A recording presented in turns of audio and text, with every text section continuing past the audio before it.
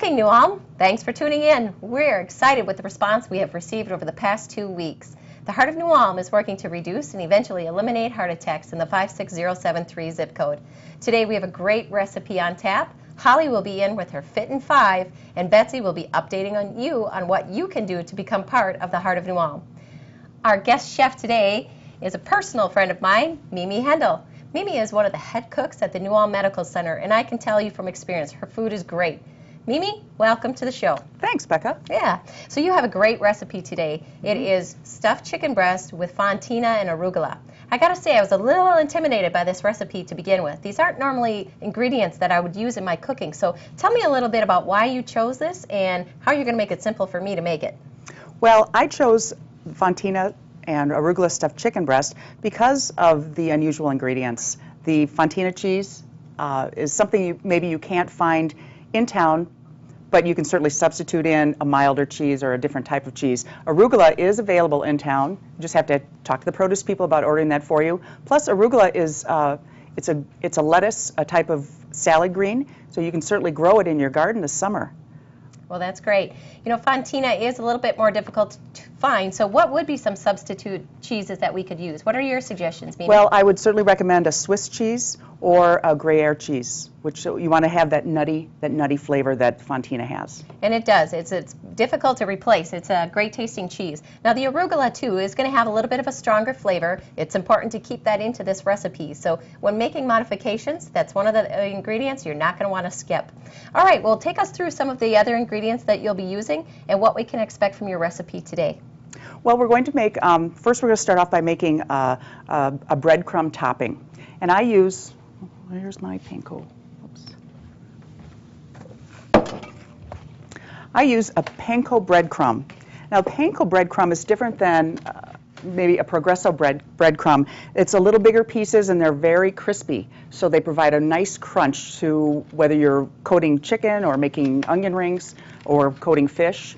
Great. Now, where would we find these? This, again, is available in town. Okay. Is that by our breads, or where would we find it? You find this in the baking section next to the other breading mixes by the oils. Okay, great. Yeah. Also, remember that the arugula is related to the broccoli and cauliflower family. It has some great antioxidants and is one of our best cancer-fighting foods around. It also has vitamin A and C. Correct. We start with a cup of panko breadcrumbs. We're going to add some of our different herbs to bring out nice flavor. We're going to take a half a teaspoon of parsley, half a teaspoon of paprika, a quarter teaspoon of oregano, because oregano is a very strong flavor, and again a quarter teaspoon of rosemary, because rosemary is quite strong. And the only thing I don't have is paprika, but we'll just keep going here. You want to add 2 teaspoons of olive oil to the breadcrumbs to give it a nice moisture. Remember, you've noticed throughout our cooking series, our cooking show, you're using a lot of olive oil. That's the fat that we're looking for on our Mediterranean diet.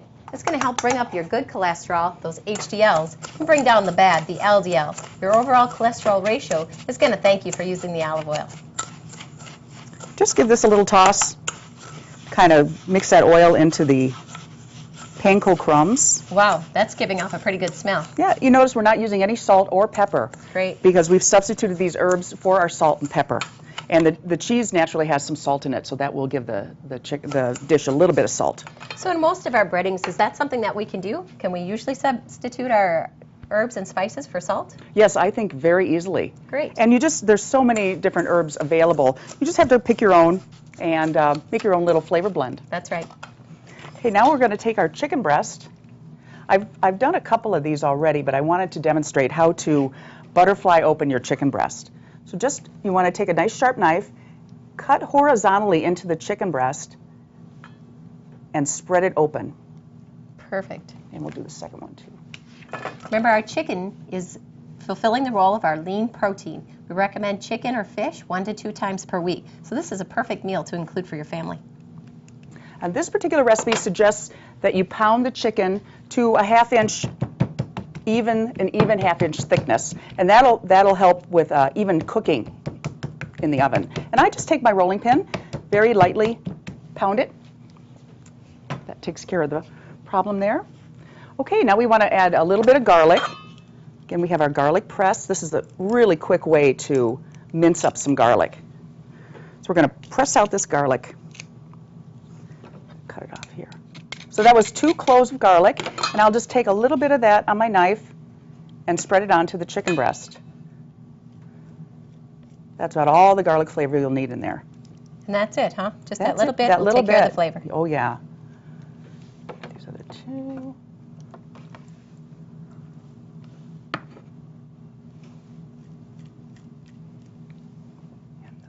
So that really wasn't as intimidating as I thought. When I think of butterflying a chicken breast or adding these different ingredients, I sometimes like to skip over these recipes. But as we walk through this, it doesn't seem to be too bad. No, not at all. And if you have a garlic press, it certainly makes mincing garlic easy. Now this is a lot of cheese. This is about 6 ounces of grated Fontina, and each chicken breast only gets a ½ ounce. So it's just a sprinkling. It's nice to grate the cheese because it really spreads out. You can use just a little and get that nice cheese distribution and flavor. And like I said, this Fontina has a wonderful nutty, creamy flavor, and it melts very well. So it's going to give us just a wonderful base for the stuffing of our chicken. Great. So now when we're buying Fontina, we're always going to find this in block cheese. This is how you're going to purchase it, and you're going to shred it yourself. So you can look at the consistency and the thickness of that cheese to your own liking, but you're not going to find it shredded at your store. No. And the arugula, you'll always find it in a box like this. I got this at Cashwise, and it's a baby arugula. Because it's baby arugula, there are no tough stems to cut off. The recipe will tell you to cut off the tough stems. But I'm just going to put about 8 to 10 leaves of arugula to spread that onto the one side of the chicken. Now, arugula has a peppery flavor, so you're getting the nuttiness from the cheese, you're getting a peppery flavor from the arugula, plus the tang of garlic. Oh, it looks great. We'll fold these over.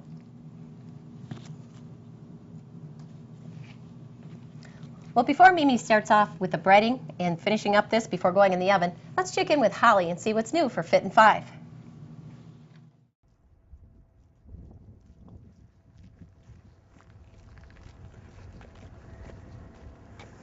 Welcome to today's Fit in 5.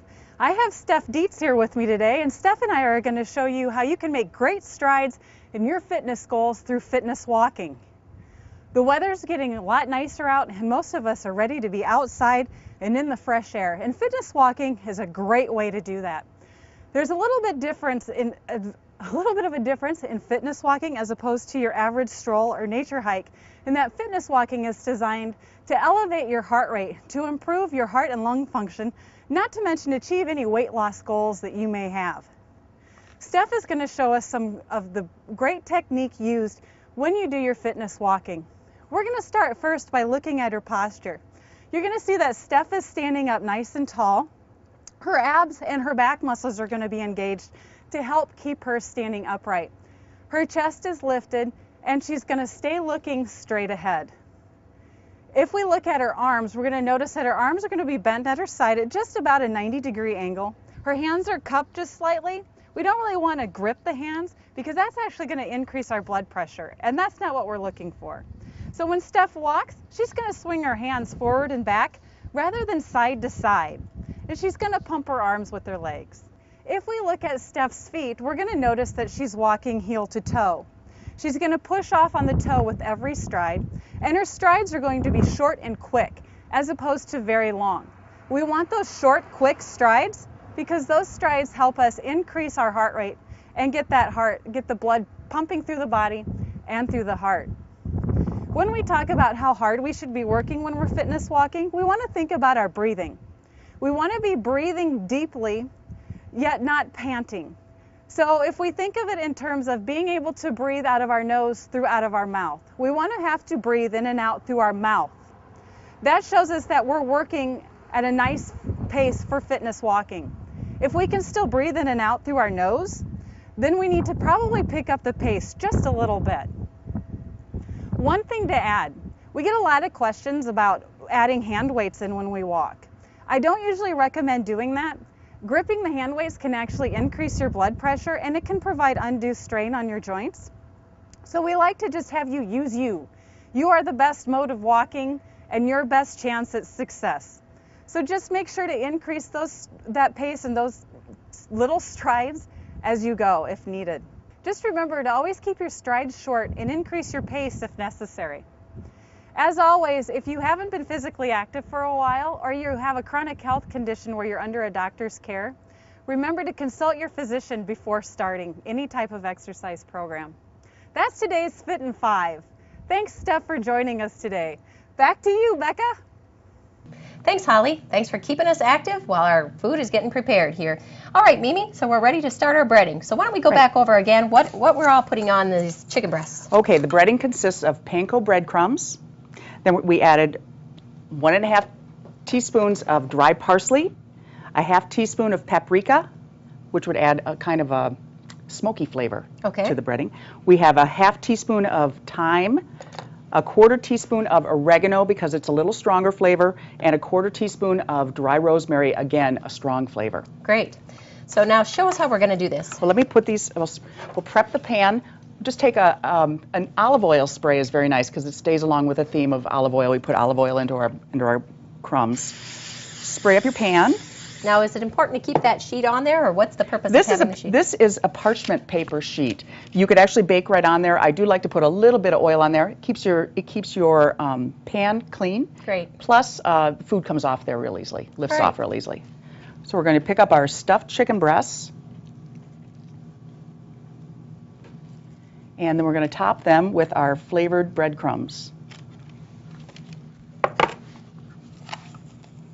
And it looks like about a 1/4 cup, 1/3 cup of breading. And with that little bit of olive oil in there, it's not going to be very fatty. Great.